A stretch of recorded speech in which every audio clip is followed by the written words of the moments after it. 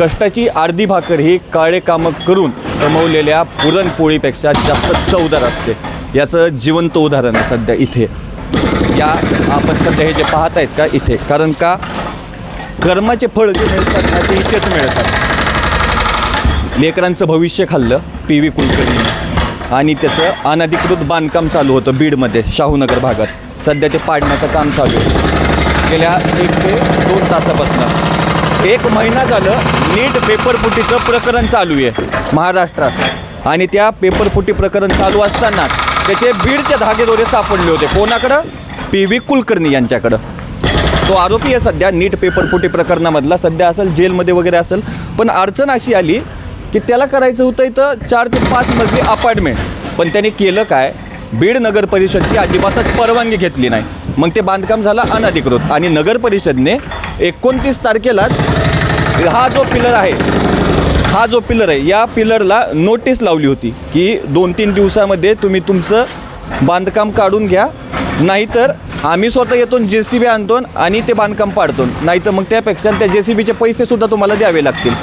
आता मी सध्या आहे शाहूनगर भागात, तुम्ही पाहू शकतात. हे सध्या आता बांधकाम पाडणं चालू आहे. नगर परिषदेने सांगितलं होतं की तुम्हाला 2-3 दिवसांचा वेळ देतो, एक तर तुम्हीच काढा. म्हणजे आज आहे 1 तारीख. PV कुलकर्णीने स्वतःच JCB लावलं आहे की त्यांच्या पाहुण्यांनी वगैरे लावून दिले. पण आता सध्या हे आता बांधकाम पाडणं चालू आहे आणि मी तुम्हाला आता काय करतो, मी तुम्हाला सगळं दाखवतो. म्हणजे केवढं मोठं बांधकाम होतं हे आणि कसे पैसे कमवले ते हे तर सगळ्या महाराष्ट्राला माहीतच आहे. सध्या हे बांधकाम दाखवायचा प्रयत्न करतो. हे इतकं मोठं हे बांधकाम आहे, हे सगळं बांधकाम आहे यांचं. भरपूर मोठी जागा आहे.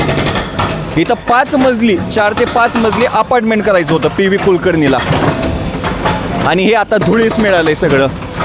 हे एवढं मोठं हे 4 ते 5 मजली अपार्टमेंट करायचं होतं. हे लेकरांचं भविष्य खाऊन जो पैसा कमवला का PV कुलकर्णीने, त्याचे फळ आहेत हे सध्या. त्याचे फळ मिळतं आहे सध्या. तो JCBवाला काढतो आहे सगळं बांधकाम. अनधिकृत बांधकाम आहे. म्हणजे त्यांचा एवढा मुजोर होता की बांधकाम करताना नगर परिषदची परमिशन घ्यावी लागते. हे त्या शिक्षकाला माहीत नव्हतं. शिक्षक आता मला वाटतं प्रेक्षकांनी ठरवावं तो खरंच शिक्षक आहे की फ्रॉड आहे म्हणून. लेकरांचं भविष्य खाल्लं या माणसांनी, या मोठे गावकरनी. ती मनीषा मांढरे कोण आहे, हे PV कुलकर्णी यांनी. आणि सर्वांना आपापल्या कर्माची सध्या फळं भेटत आहेत. आणि मला तरी वाटतं एक महाराष्ट्रातला नागरिक म्हणून, एक पत्रकार म्हणून, हे फक्त एकच एवढं बांधकाम आहे त्याचा अनधिकृत आहे. अजून सरकारने आणि प्रशासनाने त्याच्या जमिनी कुठे आहेत, त्याने अजून कुठे कुठे बांधकाम केले आहेत, ह्या सगळ्या काळ्या पैशातून अजून त्यांनी PV कुलकर्णींनी काय काय जमा केलं, ह्या सगळ्यांवर जप्ती बसली पाहिजे. आणि जर का त्याचं अजून कुठे जर का बांधकाम असेल तर ते सुद्धा प्रशासनानं पाडलं पाहिजे. कर्माचे फळं भेटलेत सध्या PV कुलकर्णीला.